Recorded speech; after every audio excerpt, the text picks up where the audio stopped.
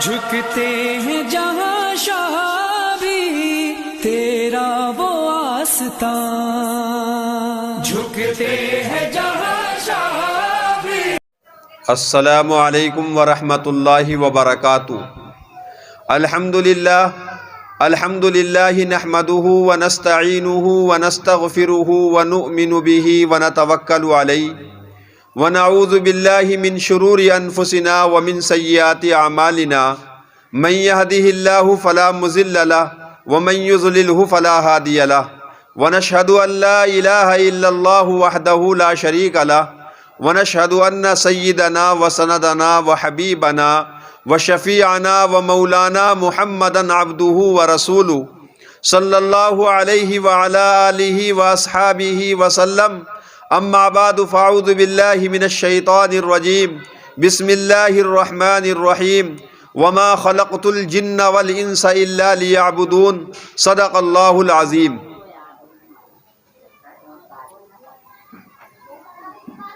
پہلے تھی مسجدیں کچی تو پکے تھے نمازی، پہلے تھی مسجدیں کچی تو پکے تھے نمازی، آج ہیں مسجدیں پکی تو کچے ہیں نمازی۔ محترم بزرگوں، دوستوں، پردہ نشین ماں اور بہنوں، اللہ تبارک و تعالیٰ کا فضل و کرم ہوا کہ اللہ تبارک و تعالیٰ نے ہمیں اپنے گھر کے اندر ایک اجتماع کی شکل میں ہماری ماں بہنوں کو کچھ دین کی بات سننے کے لیے یہاں پر بھیجا اور ہم کو دین کی بات سننے اور سنانے کی توفیق عطا فرمائی۔ دعا کیجئے کہ جو باتیں کہی جائیں اللہ تبارک و تعالی ان پہ کہنے سننے سے زیادہ اصل بات تو یہ ہے کہ عمل کرنے کی توفیق عطا فرمائے۔ اللہ تبارک و تعالی نے ارشاد فرمایا، وما خلقت الجن والانس الا لیعبدون، کہ ہم نے انسان اور جنات کو صرف اپنی عبادت کے لیے پیدا کیا۔ اللہ نے انسان اور جنات کو صرف اپنی عبادت کے لیے پیدا کیا۔ مثلا ایک سینگ والی بکری نے بے سینگ والی کو مارا ہوگا، اللہ تبارک و تعالی کل قیامت کے دن ان کا بدلہ لوا کر انہیں فنا فرما دیں گے۔ اصل حساب و کتاب جو ہے وہ انسان اور جنات سے ہوگا۔ اور اللہ تبارک و تعالی نے اس کے لیے شرط لگا دی کہ اگر تم میرے یہاں کامیاب ہونا چاہتے ہو، اگر تم میرے یہاں متقی بننا چاہتے ہو، اگر تم میرے یہاں پرہیزگار بننا چاہتے ہو، تو اللہ تبارک و تعالیٰ نے شرط لگائی کہ میرا حکم اور میرے محبوب صلی اللہ علیہ وسلم کی غلامی کرو، تم کامیاب ہو جاؤ گے۔ آج ہماری ماں اور بہنیں اتنی یہ باتیں سننے کے لیے دین کی، یہ اللہ اور اس کے رسول کی بات سننے کے لیے اپنے قیمتی وقت نکال کر یہاں پر بیٹھی ہوئی ہیں، آئی ہوئی ہیں۔ اللہ تبارک و تعالی ان کے یہاں آنے کو قبول فرمائے اور خاموشی کا ماحول رکھیں۔ میرے محترم بزرگوں، دوستوں، میری ماں اور بہنوں، اللہ تبارک و تعالیٰ کے نبی جناب محمد الرسول اللہ صلی اللہ علیہ وسلم جب اس دنیا کے اندر تشریف لائے تو آپ صلی اللہ علیہ وسلم نے آپ کی پیدائش پر آپ کے چچا ابو لہب نے آپ صلی اللہ علیہ وسلم کی پیدائش پر مٹھائی تقسیم کی، لونڈی آزاد کی، مکے کے اندر خوشیاں منائی اور فرمایا کہ میرے یتیم بھتیجے کو دیکھو، جس دن سے گھر کے اندر پیدا ہوئے ہیں، جب سے پیدا ہوئے ہیں، چراغ کی روشنی کی کوئی ضرورت نہیں ہے، لیکن جب اللہ کے نبی صلی اللہ علیہ وسلم نے پہاڑوں کی ویران پہ چڑھ کر اعلان فرمایا کہ لوگوں پڑھ لو کلمہ لا الہ الا اللہ محمد الرسول اللہ، تم کامیاب ہو جاؤ گے۔ اللہ کے نبی نے یہ اعلان فرمایا کہ حاجت روا اللہ ہے، مشکل کشا اللہ ہے، بگڑی کو بنانے والا اللہ ہے، مارنے والا اللہ ہے، جلانے والا اللہ ہے، اولاد دینے والا اللہ ہے، اولاد کو مارنے والا اللہ ہے، کاروبار میں نقصان دینے والا اللہ ہے، زمین کو بنانے والا اللہ ہے، آسمان کو بنانے والا اللہ ہے، اس دنیا کے نظام کو بنانے والا اللہ ہے۔ جب اللہ کے نبی صلی اللہ علیہ وسلم نے یہ اعلان فرمایا، کفار مکہ کی طرف یہ خطاب فرمایا، تو سب سے پہلا پتھر اسی چچا ابو لہب نے مارا۔ اللہ کے نبی صلی اللہ علیہ وسلم کی پیدائش پر جس چچا نے مٹھائی تقسیم کی تھی، لونڈی آزاد کی تھی، مکے کے اندر خوشیاں منائی تھی اور یوں فرمایا تھا کہ میرے یتیم بھتیجے کو دیکھو، جب سے گھر کے اندر پیدا ہوئے ہیں چراغ کی روشنی کی کوئی ضرورت نہیں ہے، لیکن اللہ کے نبی صلی اللہ علیہ وسلم جب پہاڑوں کی واران پہ چڑھ کر یہ اعلان فرماتے ہیں کہ لوگو تم کلمہ پڑھ لو لا الہ الا اللہ، تم کامیاب ہو جاؤ گے، سب سے پہلا پتھر اسی چچا ابو لہب نے مارا، صبح مارا، شام مارا۔ اللہ کے نبی صلی اللہ علیہ وسلم کا یہ ارشاد گرامی ہے کہ سر مبارک سے لے کر پیروں تک کوئی بدن کا، سارے بدن مبارک کا کوئی حصہ ایسا خالی نہیں جہاں سگے چچا کا پتھر نہ لگا ہوا ہو۔ صبح مارا، شام مارا۔ آج میری ماں اور بہنوں، ہم اور تم اس دین کے اوپر کیا قربانی دے سکتے ہیں یا دے سکتی ہیں جو قربانی دینے والے لوگ دنیا سے چلے گئے؟ خدا کی قسم اللہ کے نبی صلی اللہ علیہ وسلم کو بڑی بڑی تکلیف دی گئی، اس دین کی خاطر بڑی بڑی مشقتیں برداشت کی گئی۔ اللہ کے نبی صلی اللہ علیہ وسلم پر جب وحی نازل ہوئی، فرمایا آپ کو کہا گیا کہ پڑھو اقرا، آپ نے فرمایا کہ میں پڑھا ہوا نہیں ہوں۔ دوسری مرتبہ پھر کہا گیا پڑھو اقرا، کہا پڑھا ہوا نہیں ہے۔ تیسری مرتبہ فرشتے نے زور سے دبا کر فرمایا پڑھو اقرا بسم ربک الذی خلق۔ اللہ کے نبی صلی اللہ علیہ وسلم نے جب پڑھا تو اللہ کے نبی صلی اللہ علیہ وسلم غار ہرا کے اندر اللہ کی عبادت کرتے تھے، تنہا اللہ کی عبادت کرتے تھے، اللہ کو یاد کرتے تھے، اللہ کی حمد و ثنا بیان کرتے تھے۔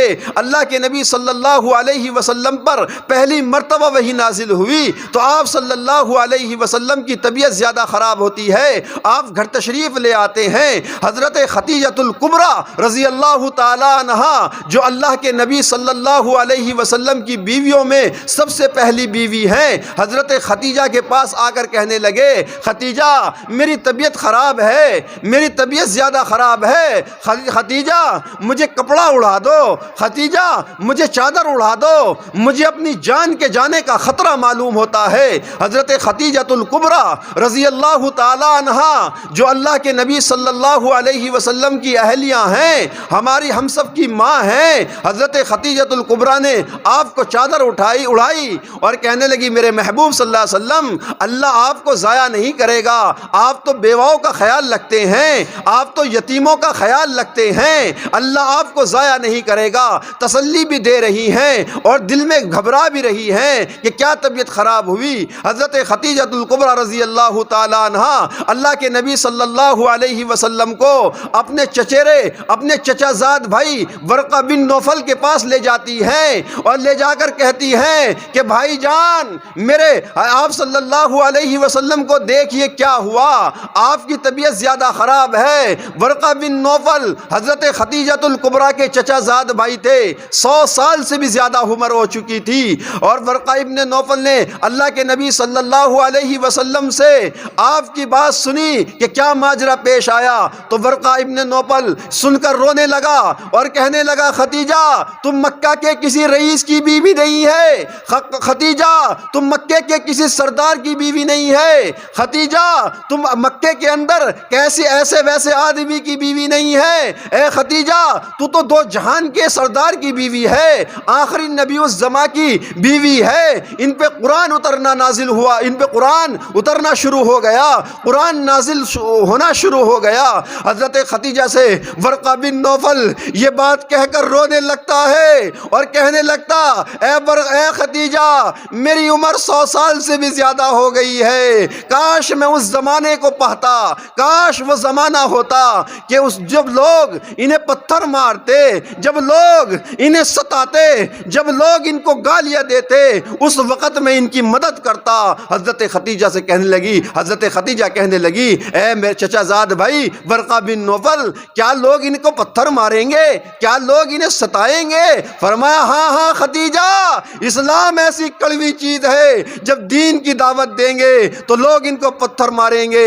اور وہی وقت آیا، ایسے حالات پیدا ہوئے، اللہ کے نبی صلی اللہ علیہ وسلم کو کہیں آپ کے اوپر مکے میں آپ نماز پڑھ رہے ہیں، کعبے کے اندر نماز پڑھ رہے ہیں، کہیں آپ کے اوپر اونٹ کی اوجڑی رکھ دی گئی، کہیں آپ کے اوپر طرح طرح کی تکلیف دی گئی۔ ایک صحابی کہتے ہیں اس وقت تک میں مسلمان نہ ہوا تھا، نہ دین و اسلام کو جانتا تھا کہ کیا شے ہے۔ وہ صحابی اپنے ابا کے ساتھ مکے کے بازار بازار کے اندر سامان خریدنے کے لیے جاتے ہیں، سودا صرف خریدنے کے لیے جاتے ہیں، تو جا کر کیا دیکھتے ہیں کہ لوگوں نے محمد عربی صلی اللہ علیہ وسلم کو چاروں طرف سے گھیر رکھا ہے۔ کسی کے ہاتھ میں پتھر ہے، کسی کے ہاتھ میں ہڈی ہے، کسی کے ہاتھ میں روڑی ہے، چاروں طرف سے آپ صلی اللہ علیہ وسلم پر پتھروں کی بارش ہو رہی ہے۔ آپ صلی اللہ علیہ وسلم جواب میں اس بھی نہیں کرتے، چاروں طرف سے میرے نبی، تمہارے نبی، تمام کائنات کے نبی جناب محمد الرسول اللہ صلی اللہ علیہ وسلم پر چاروں طرف سے پتھروں کی بارش ہو رہی ہے، جواب میں آپ اف بھی نہیں کرتے۔ مسلمانوں، تمہارے نبی کو، میرے نبی کو اس قدر مارا کہ آپ کا لباس مبارک خون میں ڈوب گیا، خون میں تربتر ہو گیا۔ کسی عورت نے پہاڑی پر کھڑا ہو کر آواز دے دی، اے زینب تم کہاں چلی گئی؟ تمہارے ابا کو مکے والوں نے مار ڈالا۔ کسی عورت نے پہاڑی پر کھڑا ہو کر آواز دے دی، زینب تم کہاں چلی گئی؟ تمہارے ابا کو مکے والوں نے مار ڈالا۔ صحابی کہتا ہے اس حال میں آپ کو ایسا مارا کہ کسی کے ہاتھ میں پتھر تھا، کسی کے ہاتھ میں روڑی تھی، کسی کے ہاتھ میں ہڈی ہے۔ آپ صلی اللہ علیہ وسلم پر اس قدر پتھروں کی بارش ہوئی، اس قدر لوگوں نے مارا کہ آپ صلی اللہ علیہ وسلم کا لباس مبارک خون میں تربتر ہو گیا۔ کسی عورت نے پہاڑی پر کھڑا ہو کر آواز دی، اے زینب تم کہاں چلی گئی ہو؟ تمہارے ابا کو تو مکے والوں نے مار ڈالا۔ حضرت زینب رضی اللہ تعالیٰ عنہ اللہ کے نبی صلی اللہ علیہ وسلم کی بیٹیوں میں چاروں میں سب سے بڑی ہیں۔ حضرت زینب سے جب عورت نے کھڑا ہو کر کہا زینب تم کہاں چلی گئی، اس عورت نے پہاڑی پر کھڑا ہو کر آواز لگائی، اے زینب تم کہاں چلی گئی ہو؟ تمہارے ابا کو مکے والوں نے مار ڈالا۔ سیدہ زینب رضی اللہ تعالیٰ عنہ بچی پانی کا برتن لائی، بچی نے پانی کا برتن زمین پر رکھ دیا اور زمین پر رکھ کر اپنے ابا سے مل کر رونے لگی، اپنے ابا کی کولی بھر کر رونے لگی۔ صحابی کہتا ہے بچی اپنے ابا سے ملی تو بچی کے کپڑے بھی خونے لوت ہو گئے۔ اور آج میری ماں اور بہنوں، بزرگوں، تمہیں قربانی کا کیا پتا ہے؟ قربانی تو ان لوگوں کو معلوم ہوتا ہے قربانی کا جن کے اوپر بیتی ہو۔ آج دین و اسلام ہمارے پاس فری میں آ گیا۔ صحابی کہتا ہے بچی اپنے ابا سے ملی تو بچی کے کپڑے بھی خونے لوت ہو گئے۔ پھر اللہ کے نبی صلی اللہ علیہ وسلم زمین پر بیٹھ گئے۔ آپ نے پانی کا پیالہ لے کر، پانی کا برتن لے کر منہ مبارک سے آپ نے کلو فرمائی تو بجائے منہ سے پانی کے خون آیا۔ پھر سیدہ زینب رضی اللہ تعالیٰ عنہ مکے والوں سے کہنے لگی، او مکے والو، کس جرم میں، کس خطا میں میرے ابا کو مارتے ہو؟ اگر میرے ابا کے سر کسی کا قرض ہے میں مزدوری کر کر کما کر دے دوں گی، میرے ابا کو نہ مارو۔ پھر سیدہ زینب رضی اللہ تعالیٰ عنہ اللہ کے نبی صلی اللہ علیہ وسلم کا دامن پکڑ کر کہنے لگی، اپنے ابا جان کا دامن پکڑ کر کہنے لگی، ابا جان کیا جھگڑا ہے؟ یہ لوگ کیوں مارتے ہیں؟ یہ لوگ آپ کو کیوں ستاتے ہیں؟ فرمایا بیٹی زینب میں انہیں اللہ کا قرآن سناتا ہوں، یہ اللہ کا قرآن نہیں سنتے۔ فرمایا بیٹی میں انہیں جہنم سے ہٹا کر جنت میں داخلہ کرانا چاہتا ہوں، یہ لوگ نہیں مانتے۔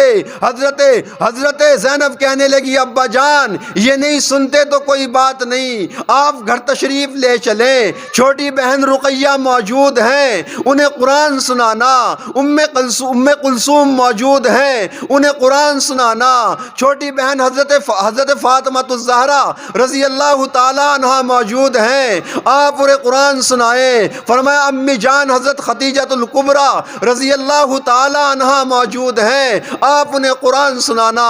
فرمایا نہیں بیٹی زینب مجھے اللہ کا حکم ہوا ہے کہ ان لوگوں کو میں اللہ کا قرآن سناؤں، اللہ کا پیغام ان لوگوں تک پہنچاؤں۔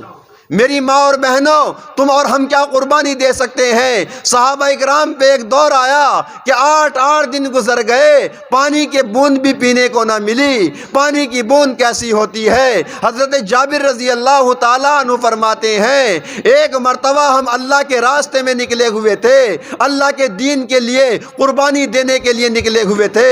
15 دن گزر گئے، روٹی کے ٹکڑے کی شکل تک نہیں دیکھی۔ کیسا ہوتا ہے؟ آج قربانی ہم کیا دے سکتے ہیں؟ تم قربانی کیا دے سکتی ہیں؟ میرے بزرگوں، دوستو، میری ماں اور بہنوں، اللہ کے نبی صلی اللہ علیہ وسلم کے گھر کے اندر کئی چاند گزر جاتے تھے۔ آپ کے گھر کے اندر چولہا نہ جلتا تھا۔ آج کھانے کے لیے بھی ہے، پینے کے بھی لیے ہے، لیکن اللہ کا شکر ادا کرنے کے لیے تیار نہیں ہے۔ بڑی قربانی شاب ابی طالب میں 3 برس تک آپ صلی اللہ علیہ وسلم کو اور آپ کے ماننے والوں کو، آپ کو اور آپ کے ماننے والوں کو، آپ کے جانصیروں کو، آپ کے جانثار کو، آپ کے صحابہ کو 3 برس تک آپ کا بائیکاٹ کر دیا گیا کہ ان سے کوئی بولے نہ، لین دین بھی نہ رکھے، رابطہ بھی نہ رکھے۔ 3 برس تک صحابہ اکرام کو ایک پہاڑی کے بیچ میں قید کر دیا گیا۔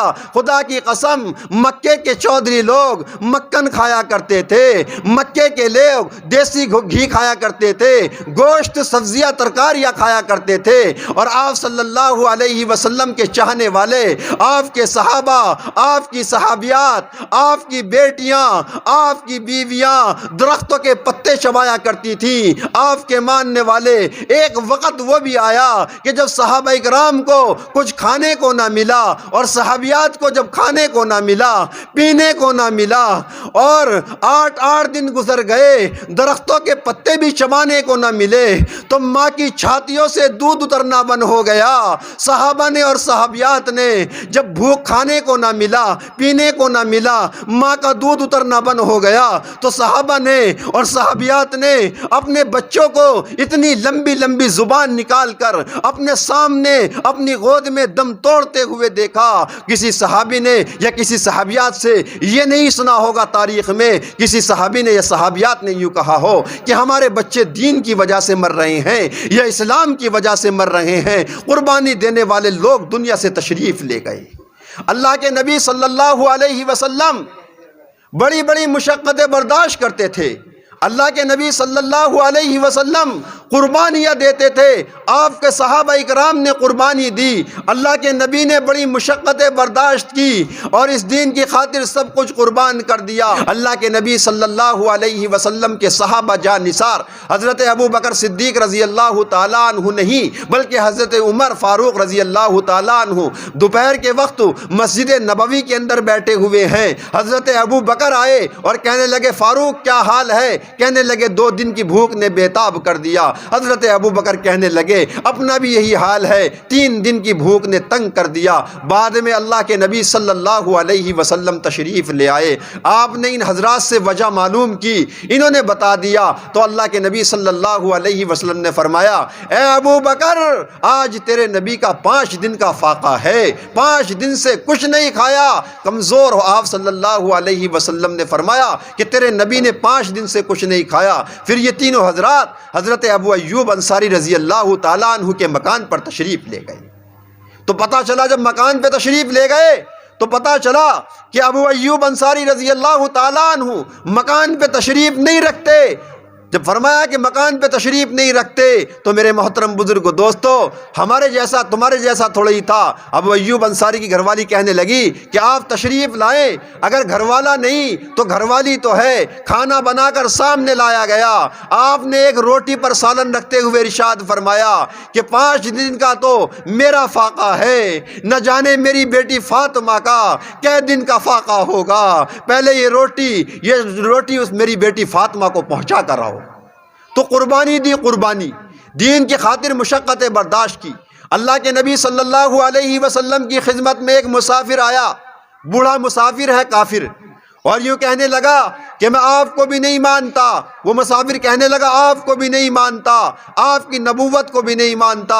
لیکن مسافر کہنے لگا مسافر بہت دور کا ہوں، میرے پاس سواری کا انتظام نہیں ہے، میرے لیے سواری کا انتظام کیا جائے۔ اللہ کے نبی صلی اللہ علیہ وسلم کو چاہیے تھا منع کرتے، کیونکہ نبوت کا انکار کر رہا ہے، لیکن اللہ کے نبی صلی اللہ علیہ وسلم کھڑے ہو جاتے ہیں اور صحابہ اکرام سے فرمایا اے میرے صحابہ، تم میں کون ہے جو دنیا کے اندر مجھے سواری دے، جنت کے اندر بہترین سواری کا وعدہ کرتا ہوں۔ یوں نہیں کہا کہ اس مسافر کو دے، بلکہ اللہ کے نبی نے فرمایا کہ تم میں کوئی ہے جو دنیا کے اندر مجھے سواری دے، میں جنت کے اندر بہترین سواری کا وعدہ کرتا ہوں۔ ایک صحابی اٹھے، انہوں نے اپنی اونٹنی حضور کے حوالے کر دی۔ ایک صحابی اٹھے، اونٹنی حضور کے حوالے کر دی۔ پھر وہ مسافر دوسری مرتبہ کھڑا ہوا، کہنے لگا کہ جیسے میں نے پہلے کہا ایسے ہی اب کہتا ہوں، یعنی مسافر بہت دور کا ہوں، میرے پاس کپڑا نہیں، کپڑے کا بھی انتظام کیا جائے۔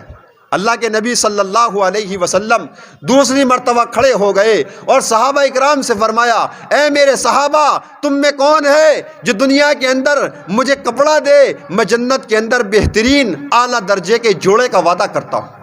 یوں نہیں کہا کہ اس مسافر کو کپڑا دے، آپ نے فرمایا تو مجھے دنیا کے اندر کپڑا دے، میں جنت کے اندر بہترین جوڑے کا وعدہ کرتا ہوں۔ ایک صحابی اٹھے، انہوں نے اپنی چادر حضور کے حوالے کر دی۔ پھر وہ مسافر تیسری مرتبہ کھڑا ہوا بوڑھا اور کہنے لگا یا رسول اللہ صلی اللہ علیہ وسلم، میرے لیے کھانے کا بھی انتظام کیا جائے، میرے پاس کھانے کا انتظام نہیں ہے، میرے لیے کھانے کا بھی انتظام کیا جائے۔ میری ماں اور بہنوں، بزرگوں، دوستوں، سنو، دل کی توجہ سے سنو۔ اللہ کے نبی صلی اللہ علیہ وسلم تیسری مرتبہ کھڑے ہوئے اور صحابہ سے فرمایا اے میرے صحابہ، تم میں کون ہے جو دنیا کے اندر مجھے دنیا کے اندر صحابہ سے فرمایا کیا نثار حضرت سلمان فارسی رضی اللہ تعالیٰ عنہ اس بوڑھے مسافر کا ہاتھ پکڑ کر کہنے لگے میں تجھے ایسی جگہ لے چلتا ہوں جہاں سے کچھ نہ کچھ کھانے کو ملے گا۔